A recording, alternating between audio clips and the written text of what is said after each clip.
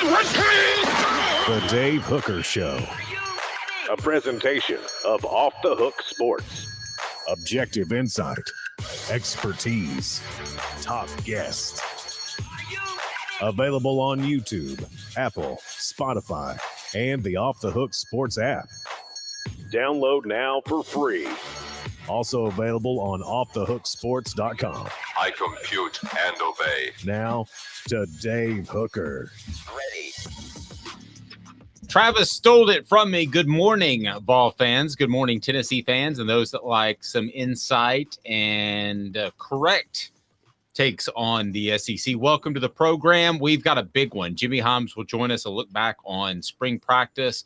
Also, the Vols are currently doing the NCAA parade as the hearing on infractions is undergoing, and Tennessee's basketball program looks a lot better than it did earlier this week. So welcome to the program. We've got a big one lined up. We're excited. Go ahead and give us your thoughts online as we go through the program. Remind you that you need to turn your notifications on, whatever you're listening to, whether it be Spotify, Apple, doesn't matter. We have the free app, and you can also be sure and engage with us on the message board, or you can go to Twitter at, are we OTH Sports Media? I can't even remember. Caleb, you handle all the hard stuff. For Twitter? Yes. We are OTH Sports Media, yes. Okay, fantastic. So you can be sure and weigh in there as we'll take your thoughts on a myriad of topics. Man, mid-April is supposed to be slow, especially with the baseball team struggling, but Caleb, it ain't. There is a lot going on, so let's dive into it first and foremost, and that is the NCAA hearing today. So we have seen video emerge from the different players that have argued their case, and now they'll get to do so in front of an actual person. We're talking about Jeremy Pruitt, his wife. We're talking about Tennessee's chancellor, anybody associated with the program currently, and I was a little bit surprised to see on the video that has come out from the hearing that Philip Fulmer was in attendance. So let me get your big picture thoughts. First of all, good morning, Caleb. How are you, sir? I am doing great. Much better than Jeremy Pruitt and Philip Fulmer today, I can tell you that. Yeah, that doesn't sound like any fun at all. So let's work a little bit on today's tough question, brought to you by Craven Wings. If you haven't tried Craven Wings yet, you're crazy. It is never frozen, always fresh, phenomenal food, and they've got the Saturday brunch that is through the roof at the Chodo location. It is awesome. So we'll work on today's tough question as we work our way through this hearing. What do you expect to actually come out of this hearing today, Caleb Calhoun? As in, we're April 19th at the time of this recording. 10 a.m. Will we hear something 24 hours this week, this month, infinity? But what do you think? Because the NCAA is so unpredictable. What do you think the timeline is now, Caleb, or do we even know? I think we will learn something in June. I've been pretty on that. Okay. I think we're going to learn something in June. Oh, I didn't even get the Today's Tough Question soundtrack. Didn't even get the music, Dave. That is my fault. Let's go with today's tough question now, and it's brought to you by Craven Wings. Today's tough question, Craven Wings. Don't forget the brunch. Chodo, fantastic food across the board. I love their salads, too. Today's tough question. Take a side. Take a stand. The Dave Hooker Show, a presentation of offthehooksports.com. You say June. Why say you June? It's not a real sentence. This is based on history. I base a lot of my predictions on history. Maybe that's bad. I don't know. But the last time Tennessee had a hearing like this was in June of 2011, and the results came out in August of 2011. So I gave it a 2-month window. I'm giving this one a 2-month window. I think the crux for Tennessee, and I've said this from the start, and I'm sticking with this. I've spoken about this at length. They never should have let Philip Fulmer walk away with the severance package. They should have thrown him to the wolves just like they threw Jeremy Pruitt. And I think the NCAA is rightly going to ask, if you guys were so compliant, if y'all took this as seriously as we did, why did you let someone who is probably whose hands are as dirty as Jeremy Pruitt's, walk away in much lighter fashion? You paid him. Okay. We've talked about this before, so I had a thought that you might go in that direction. So I'm going to play devil's advocate, but not 100% devil's advocate, because I do disagree with you a little bit. All right, you have Philip Fulmer. Had you cut him, essentially, you would be cutting a legend from the university. And then you probably don't get his cooperation like today when he is actually at the hearing moving forward. So I would argue you would not cut Philip Fulmer. I understand the pragmatics around what you're saying. I do, but I wouldn't cut Philip Fulmer out of this deal because I think it could pragmatically hurt Tennessee. And, he's a legend. He's one of the top 2 coaches in Tennessee football history. There's a split the baby move here to pull the King Solomon. And that is Philip Fulmer. You can let him walk away without a severance package. You can straight fire him. And then you say, if you want to be ever affiliated with this university ever again, you will cooperate with this NCAA investigation. But can you take a hard stance? I mean, who has more power? Is it Donde Plowman, who's the chancellor, or is it Philip Fulmer, who has a national title in his pocket? I could honestly argue that it's Philip Fulmer. I think more people would rally around him than they would Plowman, who's done a great job, than they would Danny White, the athletic director. I think more people would rally around Philip Fulmer if you took a hard line against him. I don't think so. Not after what happened in January 2021. And I say that because we all knew, and we all accepted, by the way, everybody in Vol Nation accepted Philip Fulmer's coup to make himself athletic director. And let's call it what it was. It was a coup. It was a straight up coup to install himself as an athletic director. That's fine if you're going to do that and then start overseeing the football search, but you better make the right football hire. He didn't. He didn't just make a terrible hire. He made a hire that got the university in trouble. And the university has every right. I think in January of 2021, all goodwill to Fulmer was lost at that point.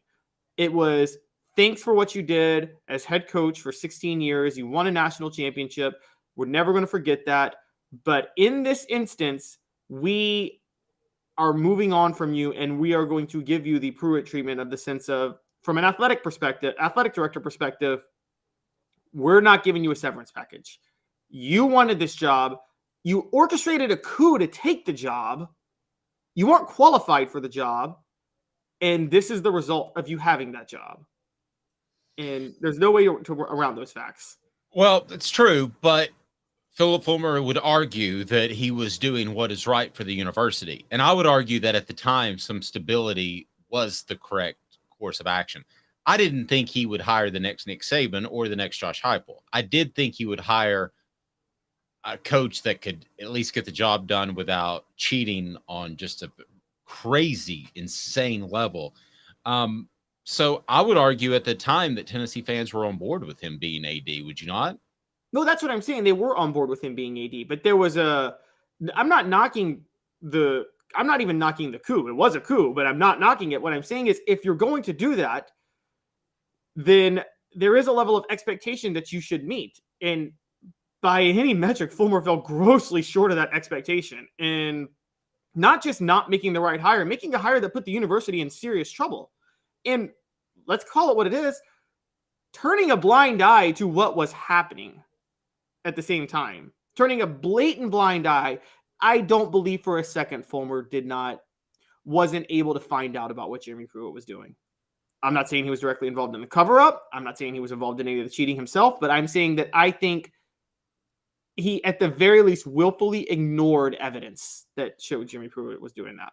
Yeah, there are 3 levels: complicit and working with Jeremy Pruitt to cheat. I don't think either one of us believes that's the case.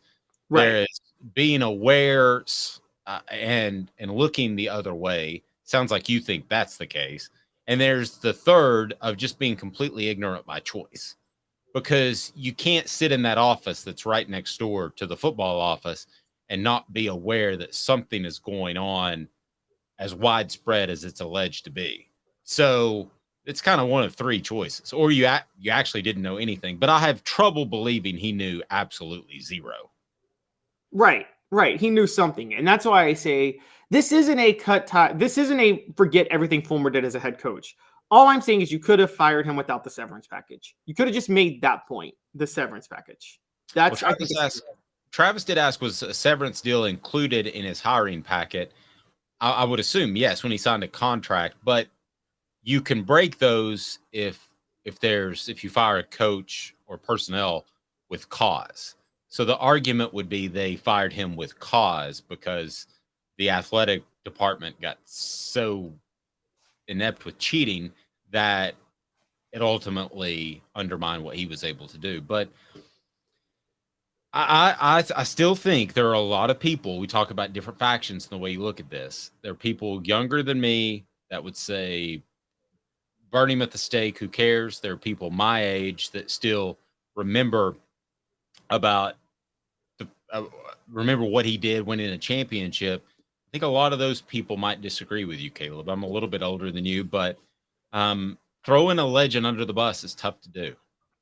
It is, but no one is saying that he can't ever take part in university stuff, or that his name shouldn't be in some rafters, or that there shouldn't be a street named after him, which there is. It's just in the context of the athletic director, he is not entitled. You should fire him for calls and say he's not entitled to the severance package. He dropped the ball massively. And then the only time I would go hardball is I would say, if he wasn't willing to cooperate with the NCAA after that, then I'm willing to go even more hardcore and say, all right, let's just forget everything you've done then. Because I would be willing to venture that Fulmer did work hard at recruiting, but we all know recruiting was Fulmer's big strong suit. That's why Tennessee won a national title. I've said for a while, the more I've studied a little bit of college football history, I think Fulmer's recruiting success was a lot more about the institutional advantages Tennessee had in the 90s than it was about him recruiting.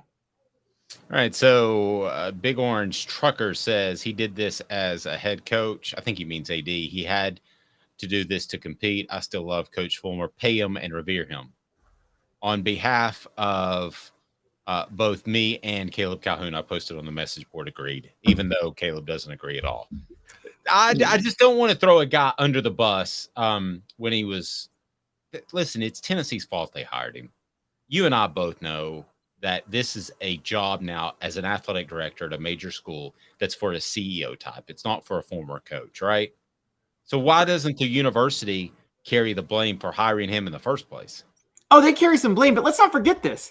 Some of that was on Fulmer because Fulmer willingly allowed I'm not saying he didn't orchestrate it. He didn't say, if you're loyal to me, you won't donate to the university, but he willingly allowed and stood for the massive split that happened among the boosters and the donor class after he was fired in 2008. Wasn't really going to speak up on behalf of the university and say, maybe you should donate here, maybe you should donate there. And he certainly wasn't going to do that when John Curry was named athletic director. So he had no problem with with half the booster class that was loyal to Fulmer working behind the scenes to undercut John Curry when Curry was athletic director. I got no love for John Curry. He was awful. I said he was an awful hire at the time. But Fulmer doing that, that's a big reason he was able to leverage getting that job. Okay. Do me a favor, click that thumbs up button. We want to hear from you. Post on the message board as let's talk some Tennessee basketball. It is 4 downs right now, and it's brought to you by AndyMasonRealEstate.com. Yes, 4 downs for basketball. We're aware. 4 downs. 4 questions. 4 answers. The Dave Hooker Show. 4 downs. A presentation of OffTheHookSports.com.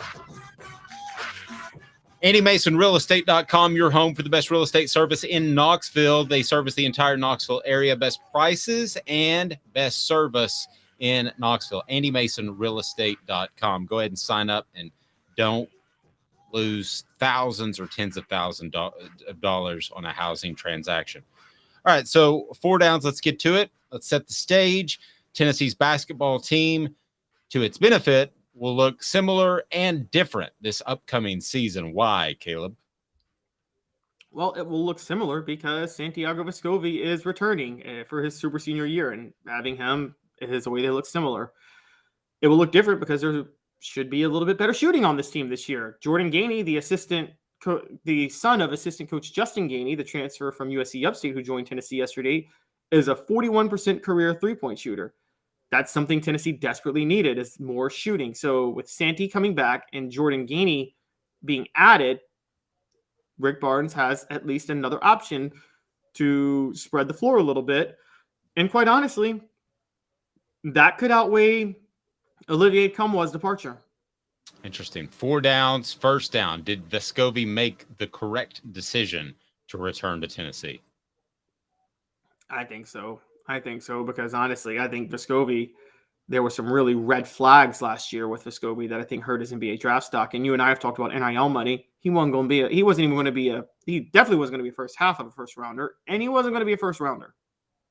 Yeah, so then you don't have a guaranteed contract and the money's comparable. He absolutely made the correct decision. I appreciate the fact that he got a little bit of pub by posting this on Twitter, but this is barely news. What is Jordan Gaines worth? Jordan Gaines is Jordan Gainey, excuse me.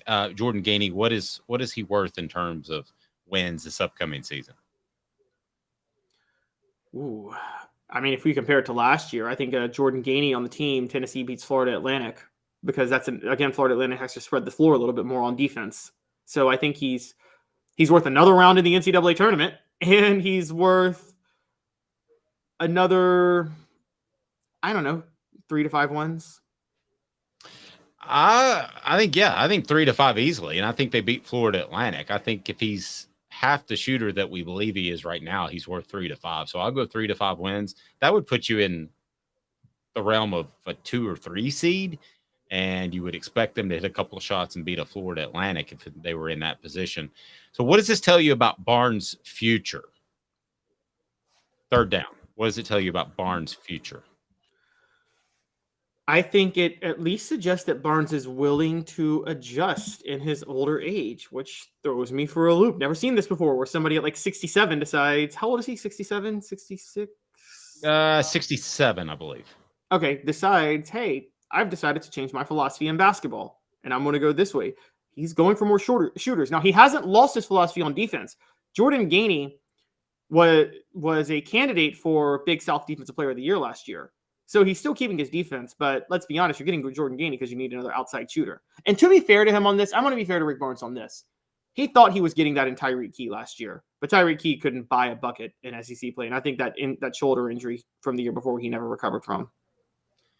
Yeah, the thing about Gainey that I find interesting, and when we talk about Rick Barnes' future, he's the son of associate head coach Justin Gainey. So Jordan Gainey is somebody certainly that Tennessee could use, but you're kind of at the point where instead of competing with the top schools for the top players, you're adding players via relationships. And it reminds me a little bit of when Tennessee hired Vincent Yarbrough's head coach. His name suddenly escapes me, in high school. Basically, he was the travel director. He made sure the hotels were right and all that good stuff. And they took Del Baker, who ended up being a good player, but I didn't think would be at the time. To me, it doesn't tell me a lot other than Rick Barnes is feeling the pressure to get a championship on his resume before it's all said and done. So that's why you take associate head coach Justin Gainey to get a Jordan Gainey. To me, it kind of reeks of desperation. Maybe he needs a little desperation. Rick Barnes' stubbornness to his system has been Rick Barnes' stubborn commitment to his philosophy is why he hasn't taken that next step. So, I mean, a little bit of desperation is not a bad deal, not a bad idea. Well, maybe it's not. So that was third down. Let's get to fourth down. So I would say that about Barnes' future, it reeks of desperation. And then expectations. Now with Gainey, Vescovi coming back, and you would think at some point during the season, you would have a healthy Zakai Ziegler. What are expectations for this upcoming season? Fourth down. What do you got? No better than last year. Second round of the NCAA tournament. And Dave, I'll tell you why. And I wrote about this. I encourage people. I'm going to do a shameless plug. Go to Off the Hook Sports to read my column about this. It's a good plug. Santiago Vescovi is not a return that's worth celebrating that much. I'm going to say this. And he was arguably Tennessee's best player last year. Santiago Vescovi is Tennessee's best player. He also wilts beneath pressure. he melts down. He doesn't, to quote Skip Bayless, doesn't have the clutch gene. He melts down. So now we saw Santiago Vescovi twice last year in back-to-back games, just needed to hit 1 or 2 free throws to clinch the game, and he missed them both times. This time around, he's coming back for a super senior year. Expectations are going to be on him like never before.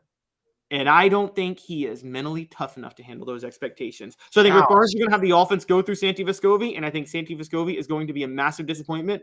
And for those of you who disagree with me, look at his numbers this past year. Look at his numbers this past year. Santiago Vescovi had a 30-point drop in his three-point shooting this past year as he was utilized more. He went from over 40% to 37%.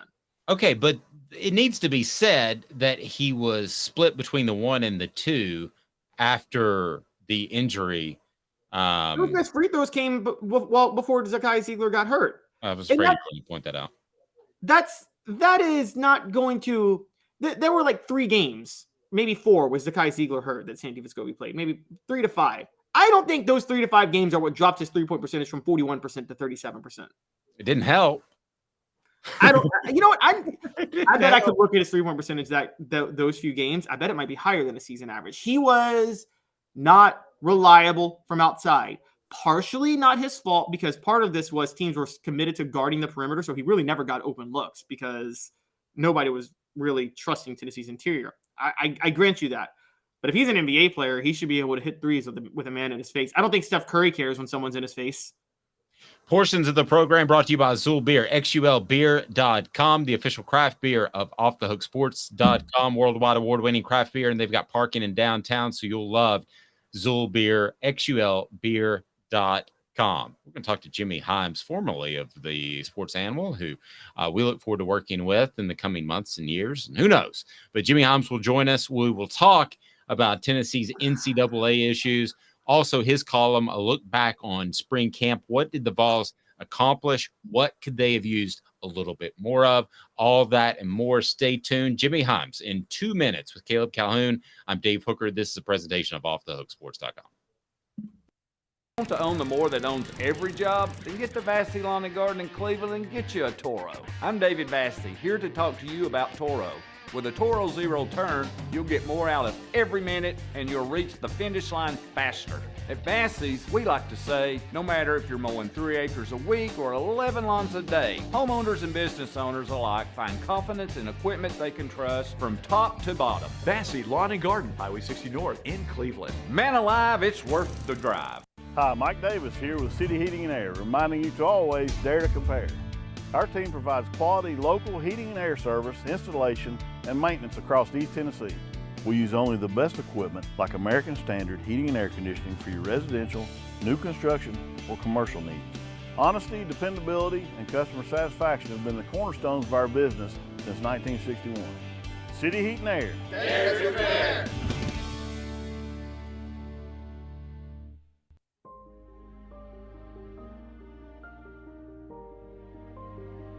Our family has been creating one-of-a-kind pieces of jewelry in West Knoxville since 1986. Each piece is a combination of unique processes that bring your idea to life. Every day in our shop, a truly special item with a story all its own is being manufactured in our facility, bringing the history and family sentiment into a whole new generation of life. We're grateful that you chose us to be Knoxville's best jeweler, a title that we value and respect. Because to me, being a jeweler and owning a jewelry store are not the same thing. I'm Rick Terry. I'm a jeweler, and we want to be your jeweler. Kingston Pike and Campbell Station Road in the heart of Farragut, and downtown on Gay Street right next to the Tennessee Theater. With all that sun, sand, and salt water, the beach is a very relaxing place. Unless you wear contacts. Ow! Open your eyes to the best the beach has to offer with LASIK vision correction from Campbell Cunningham Laser Center. Ah.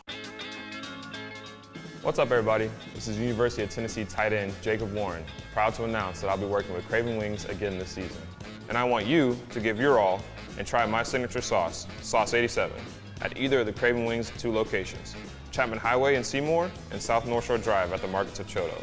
When you're craving wings, it's gotta be Craven Wings. Online at cravenwings.com.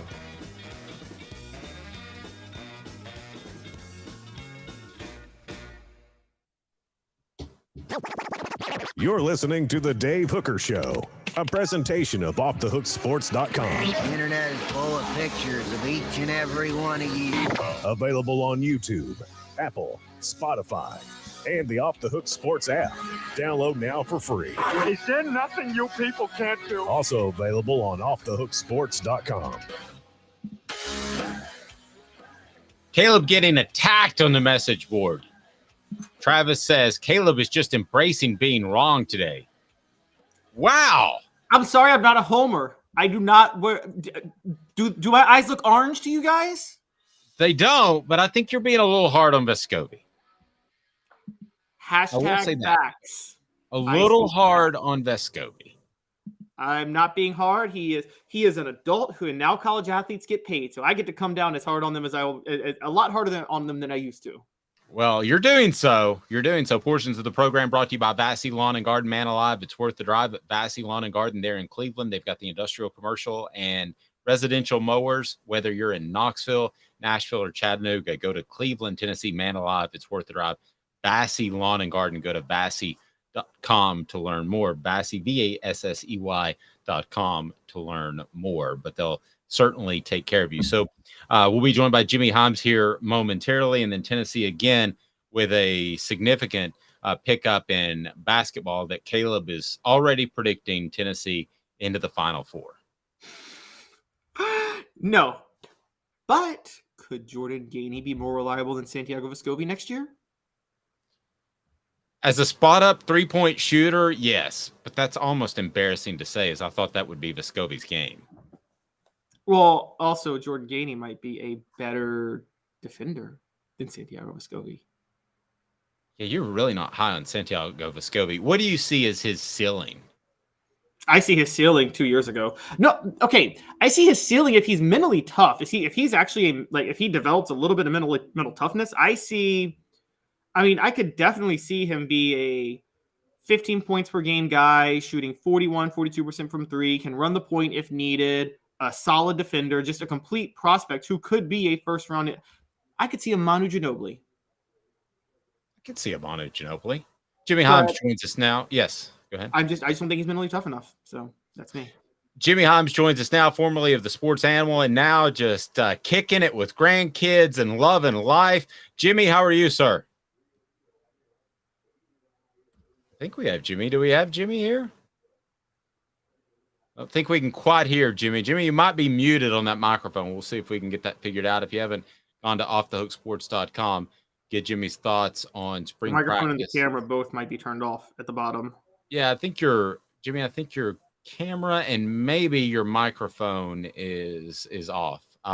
So we'll go ahead and get that worked out. We can't see Jimmy, and he's a good-looking guy, so we want to be sure and see him. Again, hit that like button. That helps us bring more people on board. We appreciate that. And go to offthehooksports.com for more coverage of the Vols as Jimmy's set to join us here momentarily. So we'll get his thoughts, too, on Santiago Vescovi and spring camp. And I thought the headline that we ran on offthehooksports.com was pretty obvious but significant in that Tennessee has to be patient with Nico at this point. And part of Jimmy's column, Look Back on Spring Camp, was about that. And the simple fact is, Caleb, you have to be, I don't care how highly rated you are, you have to be patient with a freshman that comes into a program like this. Yeah, and a lot of what you're looking for is potential. And the fact is, we saw Nico Iamaleava has good pocket presence. Nico Iamaleava has a great arm. He made a throw that was just an incredible throw in that spring game. There's just other things he has to work on. So, and that's not a knock on him. Lucky for him, there's not a lot you really have to learn in this offense, which is the good news. I think Nico has a great chance to look more like a starter when fall camp hits. there was enough there to know he's going to be good. Again, he was 8 of 16, so he was 50%. I think people are going to freak out about that. I think what you need to look at with Nico right now is look at what he can do, not what he was struggling to do. And what he can do is exactly what you need a quarterback like Nico to do in Josh Heupel's system. Look, I'm still insanely high on Nico as the future of Tennessee football. Not this year, but in the coming year. So if Travis wants to call me a hater, I'm the one saying that Nico Iamaleava in Josh Heupel's system is the new Tim Tebow and Urban Meyer system. I'm the one saying that. So come at me, bro. I am objective all the way around. And so, I would agree with that.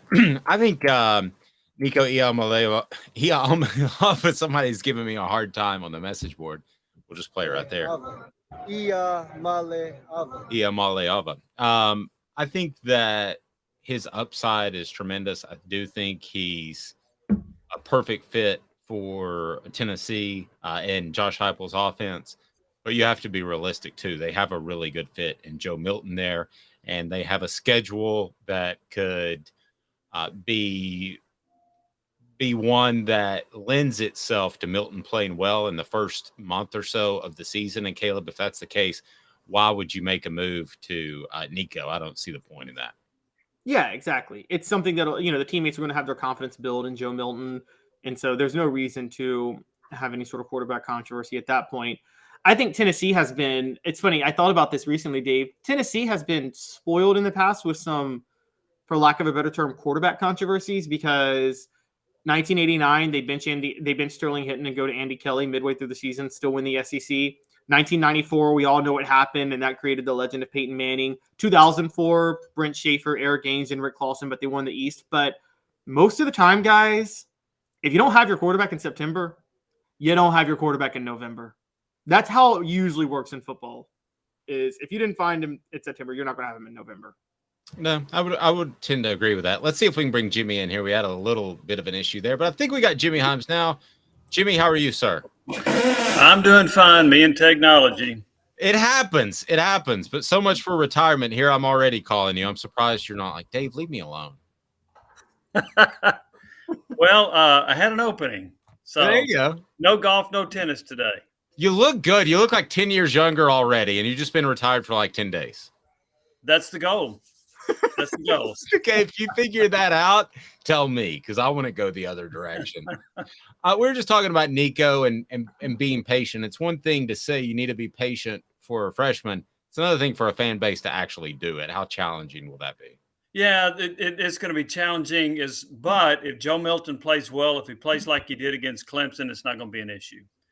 He was really good in that game. I think he was 19 of 28, 251 yards, 3 touchdowns. He did not make bad decisions. He did mention afterward that he had a couple of reads that he missed where they should have scored more points. They had more 3-and-outs that they wanted. But as long as Milton plays well, there's not going to be any controversy. There's not going to be any yelling for Nico to come into the game. That won't happen as long as Milton plays well and Tennessee's winning.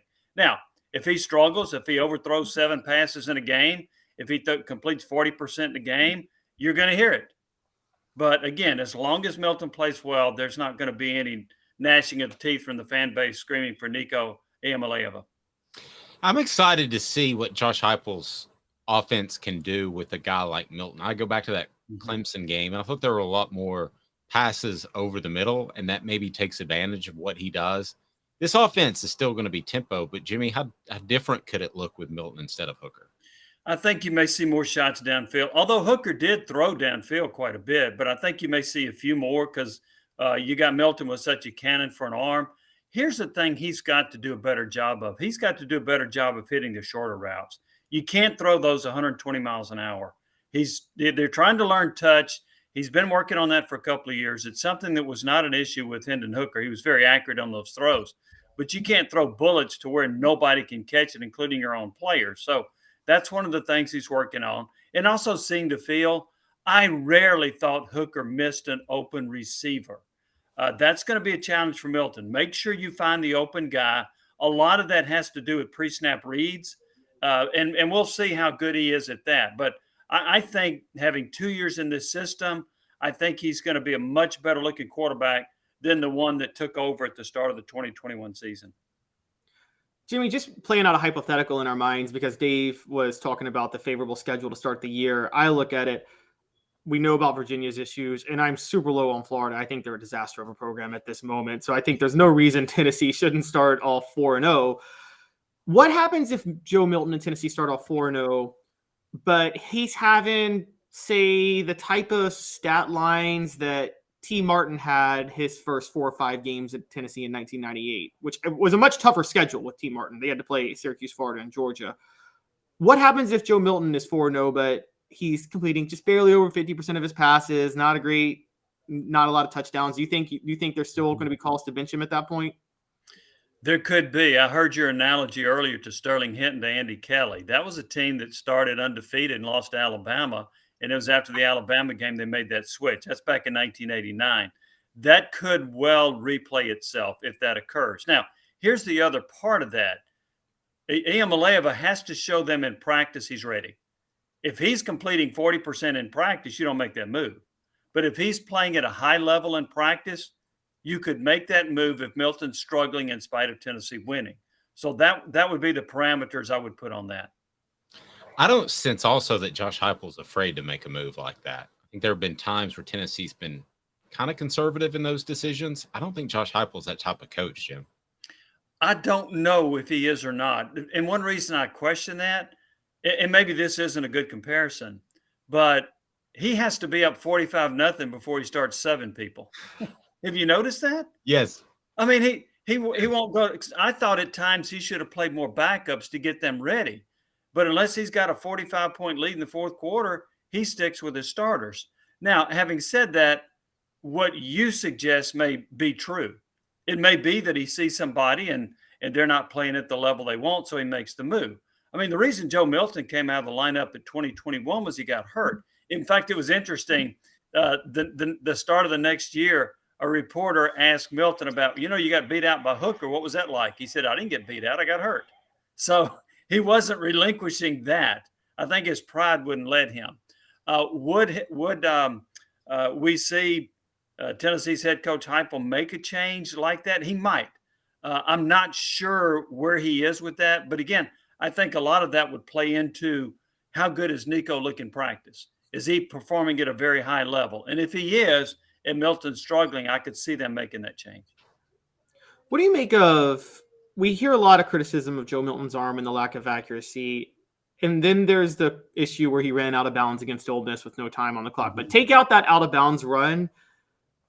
I don't know if you have. I haven't seen too many decision-making problems with Milton since he's been at Tennessee. It seems like he usually makes the right throw, even if he's not accurate on it. I mean, I don't think he's thrown an interception yet since he's been at Tennessee. He has not. He's got 12 touchdown passes and no interceptions. But here's the thing. I thought he made a number of bad decisions, not just running out of bounds against Ole Miss, but I thought he made a number of bad decisions and bad overthrows when he was a starter. There were times when I thought he should have taken off. Look, the guy is fast. He can run. He's a reluctant runner. Hooker was more of a, hey, I don't mind scrambling and taking off. Now, to your point, if my stats are correct, Milton was about a 52% passer in 2021. Last year, and I know a lot of it was a mop-up role, he was around 64%. I thought his decision-making on his passing was better. I thought he was more accurate. I thought he saw the field better. I thought he made better decisions. Now, I think a couple of times Tennessee has called design runs for him. I've seen him take off in practice, and this guy is fast. He's faster than Hooker. No. He just doesn't like to run. And I told somebody this the other day. Now, I may be totally wrong about this, but if Anthony Richardson is picked in the top 5 of the NFL draft, then I think Joe Milton could be next year. Because how good did Richardson play?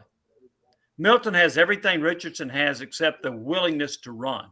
But he's about as fast as Richardson. He's going to time a really fast 40. He's got a great arm. He's got the physique that you want. He's 6'5", he's 244. So I think he's exactly what the NFL is looking for, with the exception that he has not proven it consistently on the field. Yeah, that's interesting you say that, because somebody in Tennessee's camp told me that he looks at Anthony Richardson as what he could be in a year. Exactly. Wow. And that's the motivation for him, if there were any lapse, which I don't necessarily think there would be. But Let's switch gears for just a second. And currently, Tennessee is parading everyone out in front of the NCAA Infractions Committee, and this is the hearing on Jeremy Pruitt. Other than not hiring Jeremy Pruitt, how could Tennessee have avoided this and not been in this position that seems to drag on forever? Well, that was a big qualifier there. Huge qualifier. Other than not doing something stupid, what could they have done smarter? So, it's very difficult to predict what the NCAA is going to do. Here's what I think is the issue right now. So they're 18 level 1 violations. All of them are against Pruitt and the staff except for one, Tennessee's failure to monitor. So you're sitting there thinking, how can you have 200 infractions and you be so blinded by not knowing what's going on? Was Pruitt and his wife and his babysitter and these assistants that good at hiding what they were doing, putting money in Chick-fil-A bags, and you didn't have a clue? So I can understand the NCAA's position with that magnitude of what's going on. But here's what I think is what's happening right now. I think the NCAA is good. Now, Tennessee has self-imposed 12 scholarships the first year. They self-imposed either 3 or 4 in year 2, which was last year. I think the NCAA has said, we want to impose additional scholarships. Now, don't hold me to this number, but maybe as many as 10 a year for the next 4 years. That's 40 scholarships. And maybe Tennessee's saying, no, we'll accept 3 a year for the next 4 years, and that's 12. We're not going to accept 40 scholarships over the next 4 years. I think that's where they're haggling. It's over the punishment. I do not see a bowl ban. I think the NCAA is done with bowl bans or postseason bans. So I think it's going to be the degree of the penalty that the NCAA has suggested and what Tennessee's willing to accept. Now, on the other hand, with Jeremy Pruitt, he made a comment to someone that I know that said, if I get fired and Tennessee takes me down, I'm taking down Philip Fulmer. Well, Fulmer hadn't been mentioned in any of this stuff, my knowledge. Have y'all seen it anywhere? So other than Caleb.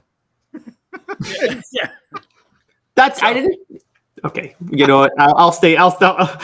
Jay, all I've been saying is there's no way Fulmer completely could not have known. Like there had to be some willful ignorance if he didn't know anything. Well, a lot of people feel that way, but yet he's not been mentioned, which is baffling to me. And look, let's face it, Fulmer was not an athletic director that was an absentee.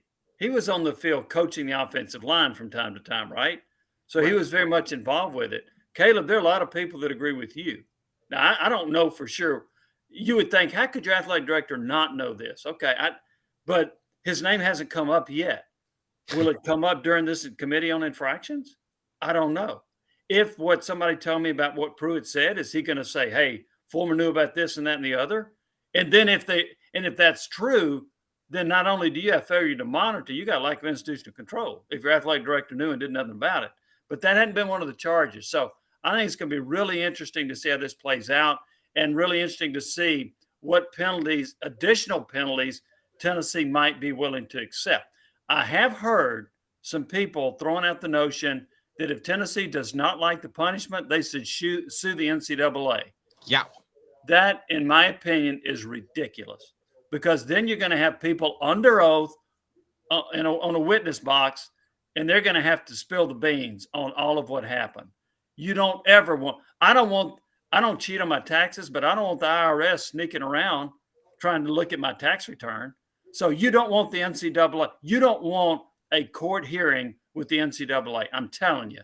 So I think that would be an awful idea for Tennessee to go in that direction. Especially when you're suddenly under oath and you could go. I mean, that's the one power the NCAA doesn't have, and you would give that to them. Exactly. And you can lie to the NCAA and it's not perjury. What are they going to do? They don't know if you're lying. So I think that's a ludicrous idea. It's been floated out there. I am not in that camp.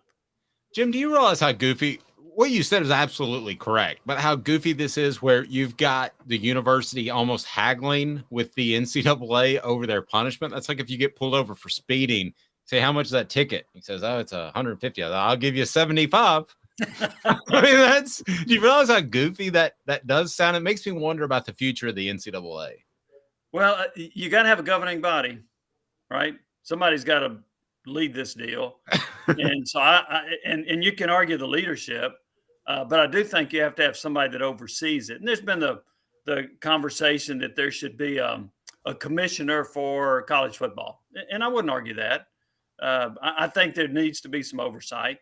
The problem that you get into is you're not only overseeing 130 some odd Division I teams, but you also got Division II, you got Division III, you got programs that have scholarships, you got programs that don't have scholarships, you got programs with a $200 million budget, you got programs with a $5 million budget.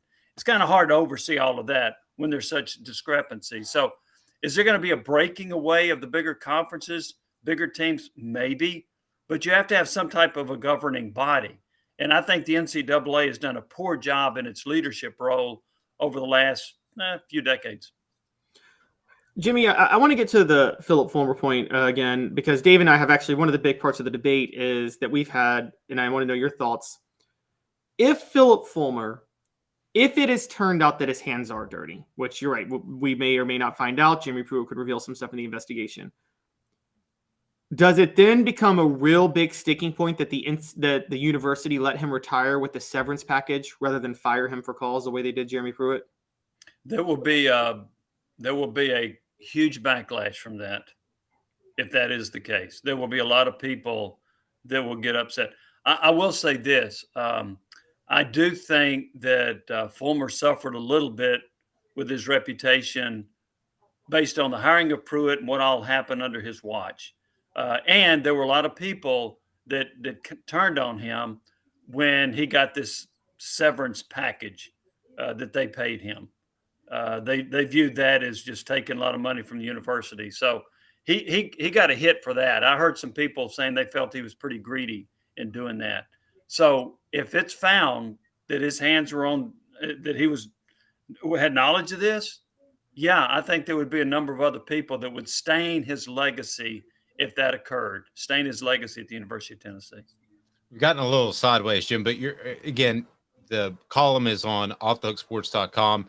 What were some of your thoughts on spring camp other than the quarterback position? I'll have to combine this a little bit because there were at least 18 players that didn't play in the spring game, right? Yes. So we got to watch a number of practices beforehand. There was even one period that was open. We had 10 periods one day. This defense is more athletic and it's faster and it's bigger than it's been. I think the defense has a chance to be better than it was. And I think the defense actually played better than some people gave them credit for last year, but I think they can be better. They've got some outstanding young players. They've got some guys that can run. They've got some guys that can rush the passer. So I just athletically, speed-wise on defense, I think they're going to be better. Receiver-wise, I think they're going to be fine. Ramel Keaton is a guy that you keep trying to recruit somebody to beat him out, and they can't seem to do it. And I think Keaton is a solid player. Dante Thornton, the transfer from Oregon, I think is going to be a really good player. I like Squirrel White a lot. He's about 160 pounds maybe, and he gets open. You can't bump and run him because he's too quick. And then if you throw a 5-yard pass, he can take it 50, but he can also beat you deep. I like him a lot as a receiver. I think Brew McCoy is a really good football player, a big target. So I like the receiving core. They don't need a lot of depth because they don't play a lot, but they still need at least 5 guys they can play with. The big concern to me is going to be on the offensive line, losing Darnell Wright. I'll say this, the first couple of years he was there, in my opinion, as a 5-star, I would have called him a bust. The last year and a half, he didn't give up a sack, and he really played well. He's going to be hard to replace, and I think Jerome Carvin was an underrated part of that offensive line unit. I think he's a good football player. I don't know if they're going to be able to replace him either, but I'll say this, and I contended this when Heupel got there.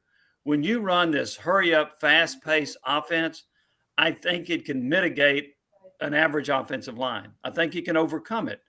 The defense gets tired. You're running plays so fast, they get worn out. You set things up. You can be an average offensive line and be productive because of the scheme that they run. So I'll be curious to see. But there were a couple of players that stood out to me. Arian Carter on defense is really good. Caleb Herring on defense, a freshman, is really good. They're going to really like this linebacker they brought in, Keenan Pili from Brigham Young. He's a good football player. So I think they have added some good pieces to this team based on what I saw in the spring. Jimmy, great stuff. I certainly appreciate it. You're still going to be very active, even though you're not hosting Sports Talk Daily. So if people want to follow your work, how can they do that? Well, on your website. and I'll right when I asked that question, I realized I just asked for a self-promotion. I was like, oh my. That's the only thing I've written since I've retired. So, but also he's on the Twitter as well. Yeah, I can go and on Twitter, and I'll follow some stuff out there. At Jimmy Hyams, it's pretty simple. It's been suggested to me to jump in there and do a whole bunch of stuff. I don't want to do that right now. I may jump back into circulation more so in August or so at football, but I need some time away. And so I'll do a little bit, not a lot. I may fire out a column here or there, but it won't be a lot until I get geared up in the summer when closer to football season. Enjoy the fam, because I know what it's like when you don't get off the air till 7, you miss a lot. So yeah, you're exactly right. Yep. Yeah. So, and I got a grandkid. I got to look after him too. So that's going to be the best golfer in the world. Yeah. I mean, the next Tiger's last name is Hyams. Yeah. Or no, that wouldn't be the last name. But anyway, the next Tiger is a direct descendant of Jimmy Hyams. By the way, my golf game has gotten better since I retired. I would bet. Unlike Jerry Green, you never snuck off and played golf while you were supposed to be working. I didn't have a brown bag with me either. No, or your golf bag at practice, in which you left halfway through, and Chris Lowe and I both saw you. But anyway.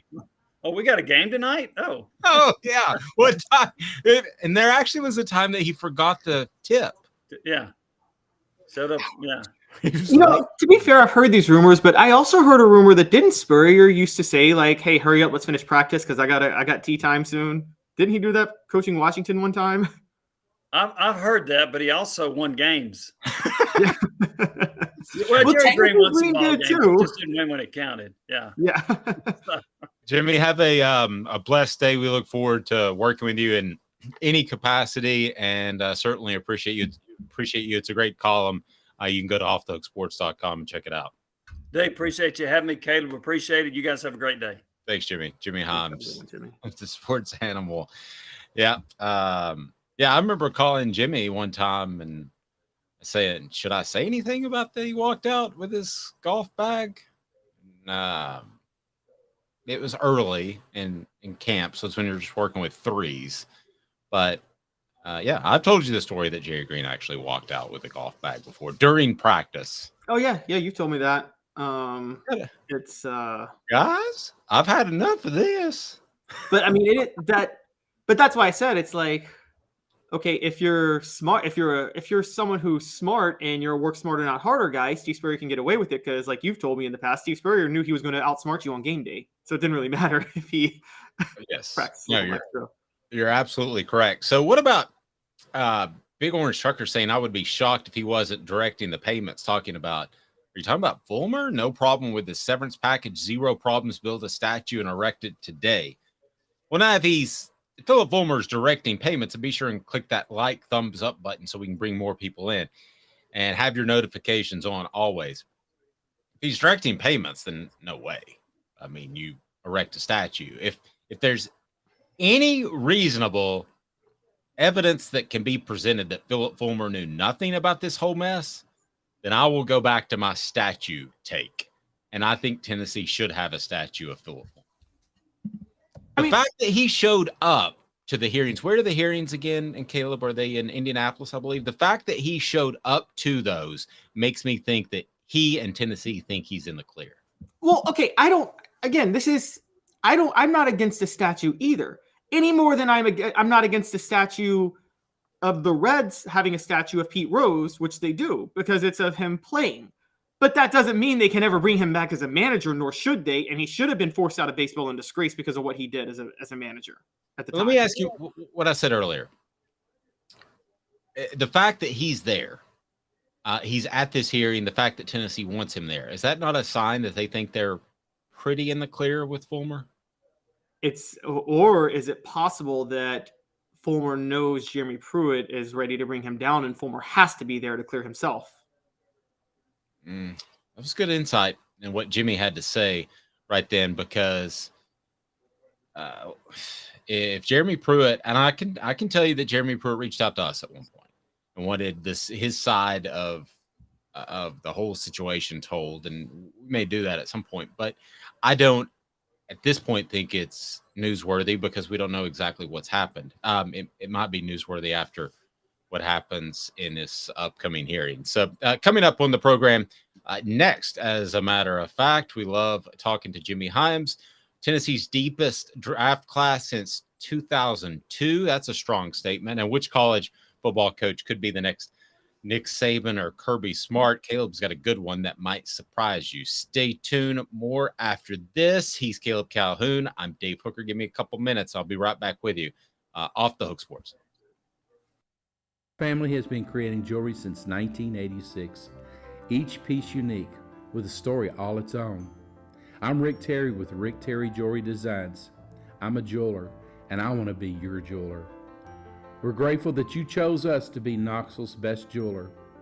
My family and staff look forward to serving you. So please come see us. Kingston Pike and Campbell Station Road in the heart of Farragut, and downtown on Gay Street, right next to the Tennessee Theater. Hi, Mike Davis here with City Heating and Air, reminding you to always dare to compare. Our team provides quality local heating and air service, installation, and maintenance across East Tennessee. We use only the best equipment like American Standard heating and air conditioning for your residential, new construction, or commercial needs. Honesty, dependability, and customer satisfaction have been the cornerstones of our business since 1961. City Heat and Air. Dare to compare.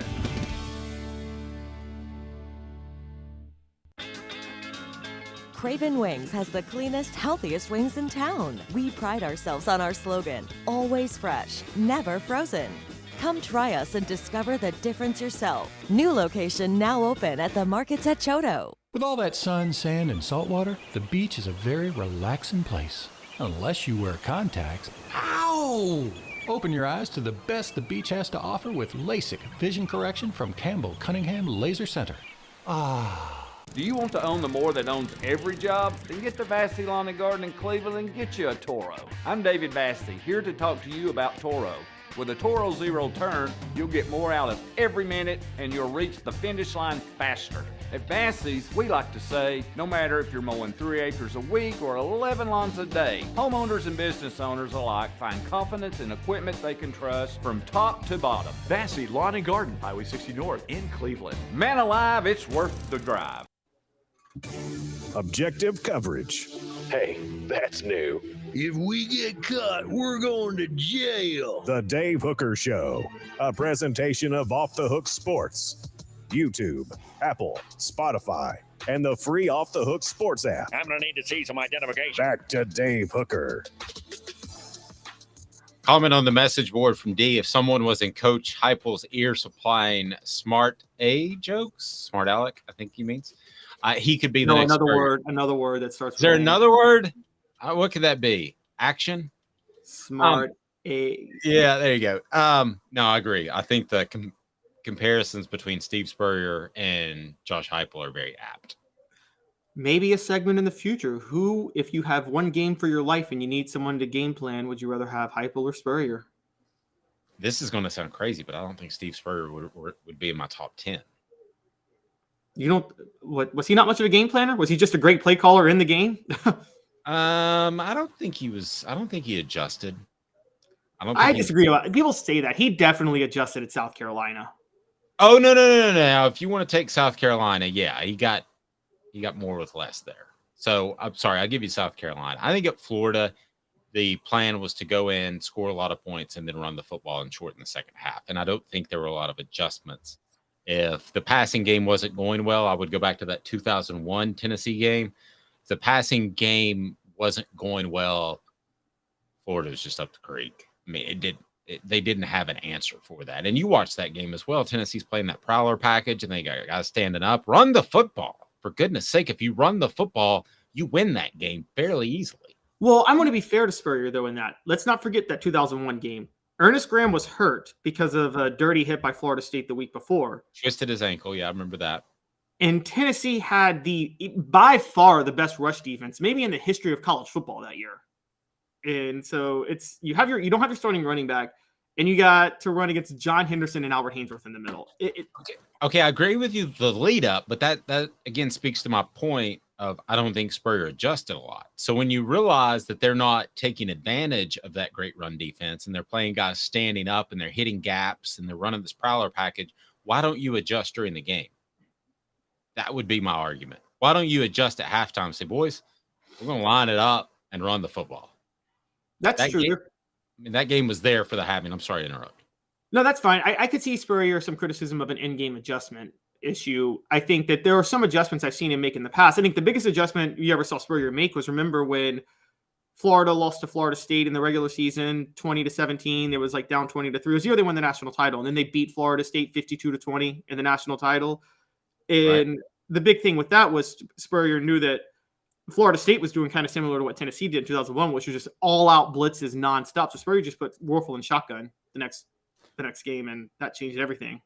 Well, and Spurrier didn't adjust in the NFL either. Got Patrick Ramsey killed by running 5 wide and forever altered his career, if not ruined it. So not to get too sidetracked, there are things we want to get to as far as who is the next Nick Saban or Steve Spurrier for that matter. But along those lines, I mean, who would you have as a game manager that you have seen with your own eyeballs in Caleb's early 30s? Game planner? Yeah. What did I say? I'm sorry. Game manager. That's Well, no, in specific, game manager. Yeah, no, I want to talk game manager for a second. So in-game adjustments. Oh, the best in-game adjustments. Yeah. Who would you, to me, that's a manager. Maybe we're, using different terms. I mean, Steve Spurrier just doesn't wow me in that. I will say, I don't know if it was him or Jimbo Fisher, but the in-game adjustment that Nick Saban made in that 0-1 SEC title game when Matt Malk came in, who's a totally different quarterback from Rohan Davey. Yes. I mean, that's one of the greatest adjustments I think I've ever seen in the middle of a game. And I don't even consider Nick Saban. The problem is I don't consider Nick Saban the best game planner from an X's and O's perspective. Like, I've heard you interview John Adams in the past, and John Adams even talked about how a guy like Dan Mullen is a guy you're scared about because he's a great game planner. Not a good recruiter, but good Lord, can he put together a game plan? And I think you bring up a really good point in that 2001 Saban game, because that's not a game that they should have won because of the injuries at quarterback and running back. So I give him a lot of credit for managing that. The other thing about Nick Saban, there were times before Lane Kiffin when he ran straight up power football that he would paint himself in a corner at times in the second half, and a 14, 17-point lead could turn into 8, 9, 10-point lead. And I thought he was too conservative. Here's the thing, though, when we talk about game managers. He's able to battle himself out at any point because he has the better Jimmys and Joes, right? Absolutely. That's all. As a matter of fact, I would argue those 3 national titles in 4 years, there was an argument he held Alabama back because you remember this, Jim McElwain was the offensive coordinator of Alabama those years, and Jim McElwain is a horrible offensive coordinator. He is terrible. Very, very base. Very base. And yeah.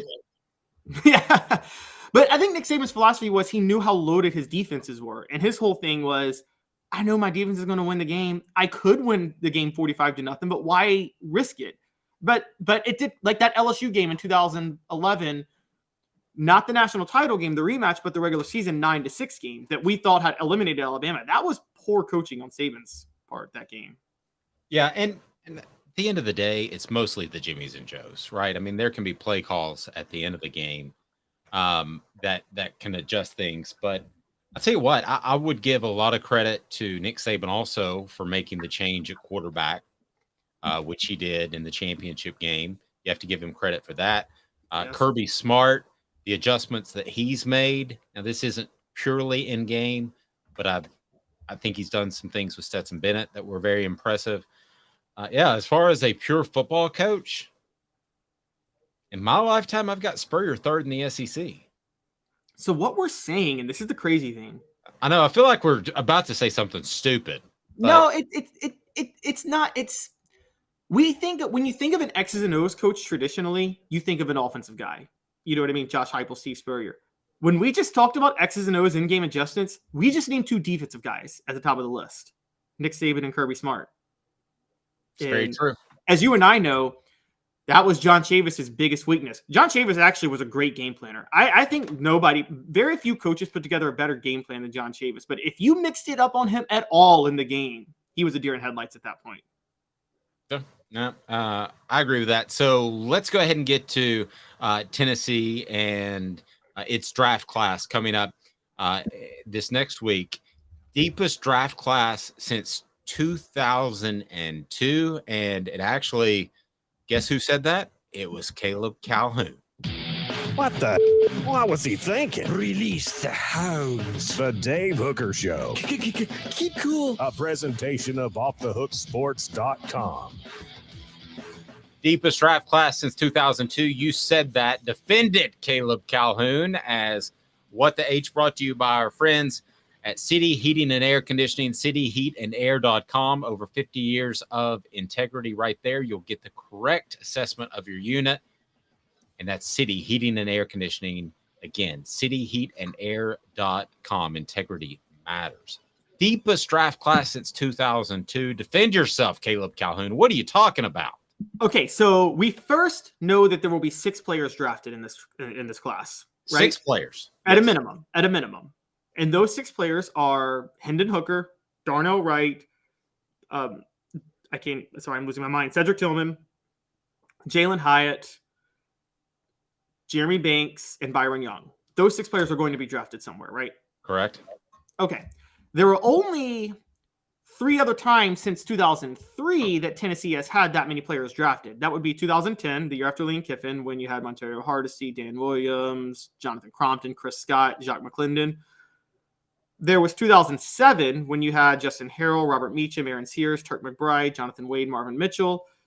And there was 2003. Now, 2003 was, they had 8 players drafted, which was Kelly Washington, Jason Witten, Julian Battle, Abrea Franklin, Keon Whiteside, Rashad Moore, Demetri Ville. They had 8 players drafted, but that was a bust of a draft class. I mean, who outside of Jason Witten became anything in the NFL? Julian Battle was good. He wasn't great. Oh, I'd have him on the Kelly Washington tier in terms of. I agree. So, got his pension, the second tier pension. Yeah, exactly. They got a pension from the league. Yes, you got your pension. That's a big win. Yeah. So this class, I think it's 6 deep, but I think it's potentially 8 deep because I'm not counting out Trey Flowers potentially getting drafted at this point. I'm also not counting out Paxton Brooks, the punter, being drafted. You don't invite a punter to a combine unless you're considering drafting a punter.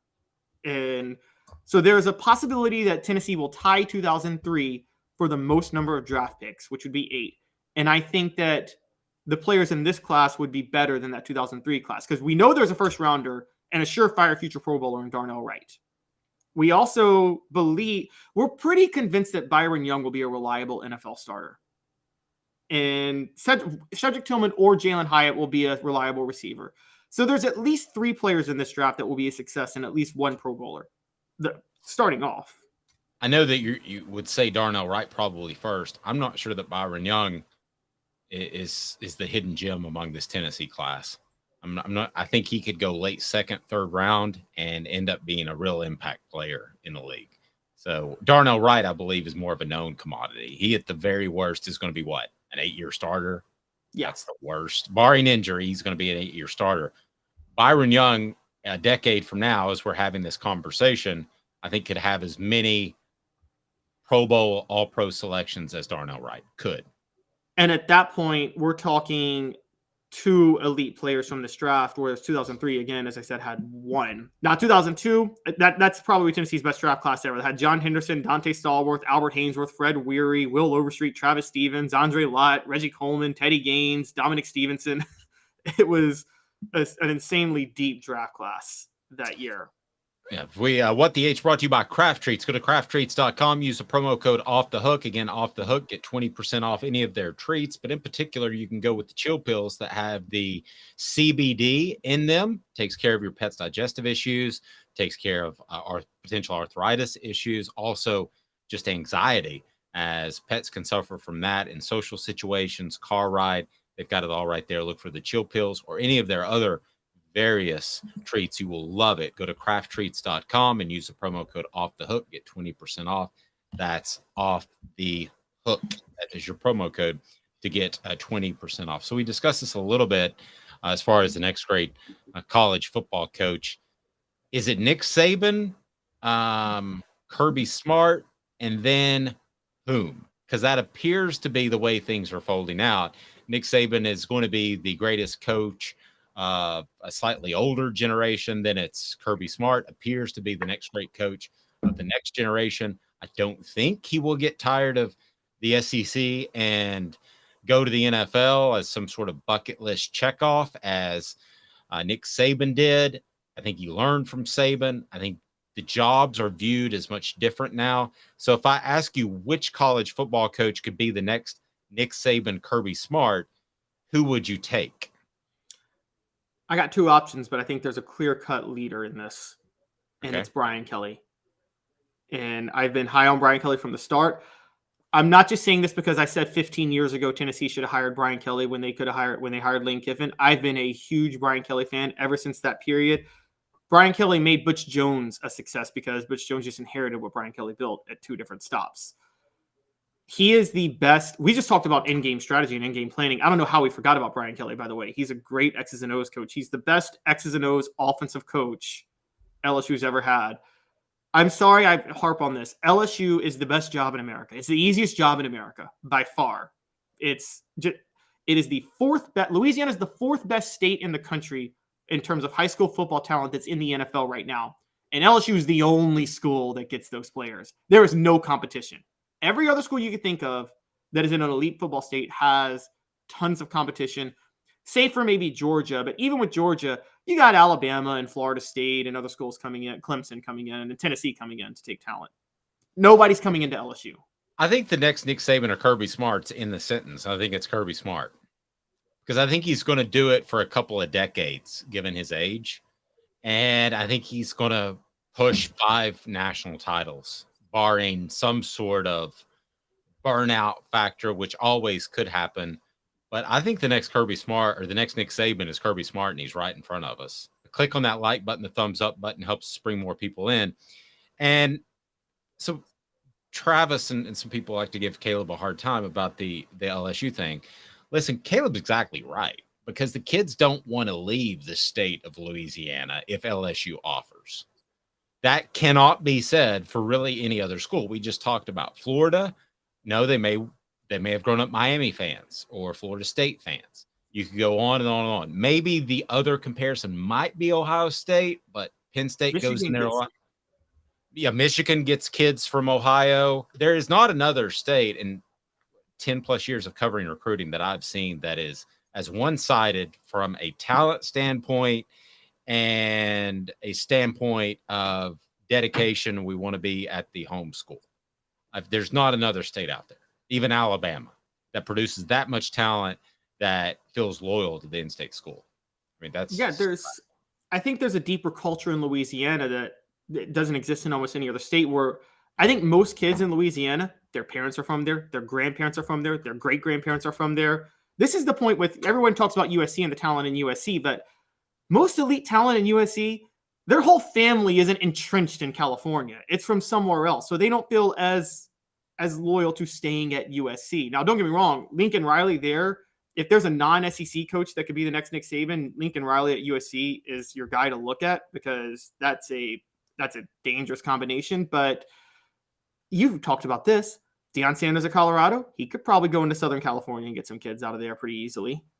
And I'll tell you the one that, when you ask this question, who's the next Nick Saban, Kirby Smart, one name that might come out of left field to you that popped up is Steve Sarkisian.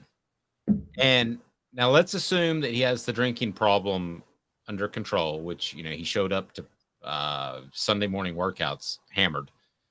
It's tough to do. He has just a really highly respected offensive mind. And I think it's the type of approach that he can be multiple. I think to some extent Tennessee has to do what they can do, but I wouldn't rule out Sarkisian as far as, now, is he going to be Saban Smart? Probably not, but could he win a championship or two at Texas? Yes, I think he could. Yeah, see, I think that Texas, okay, here's a hot take. Texas is a top 10 job, top 12, right around there. I don't think it's a job where you're capable of producing a Alabama Nick Saban level dynasty unless you go there with instant credibility, the way Nick Saban came to Alabama with the national championship already under his resume. And I say that about Texas because there's a lot of competition for Texas kids. Yes. I mean, so much. You got Texas A&M, TCU, Oklahoma can come in and really compete with Texas for Texas kids. And yeah, I mean, you mentioned TCU. I mean, with that offense, yeah, TCU will go head to head against Texas at some point in the very near future, maybe the next recruiting cycle, and win some battles head to head because of what they did in the college football playoff last year. Oh, exactly. I agree. And I mean, have you noticed that? Here's the real kicker. Texas hasn't had a top 10 finish in football. I don't believe, someone can quote me on this. Maybe they had one with Tom Herman, but as far as I'm aware, they haven't had a top 10 finish in football ever since Baylor had its first top 25 finish under Art Briles in 2010. As more schools got successful in the state of Texas, it's just not that, it's not as easy of a job as people think it is. And by the way, I think that's why they joined the SEC. They needed something else beyond just being Texas to get a recruiting edge. Be sure and click that like button, thumbs up. If you haven't subscribed yet, we've got a milestone, a couple of thousand subscribers that we're hoping to get to. So make sure you've subscribed or tell friends to subscribe as well. And you hit that thumbs up button and we'll bring more people into the conversation. And look at me, no contacts, no glasses. Thanks to Campbell, Cunningham, Taylor, and Hahn right there in Knoxville. They're local doctors who can take care of LASIK, your near or far sightedness. They can take care of your cataract surgery and also just the annual checkups that you have on your eyes. Campbell, Cunningham, Taylor, and Hahn. He is Caleb Calhoun. I'm Dave Hooker. This has been a production of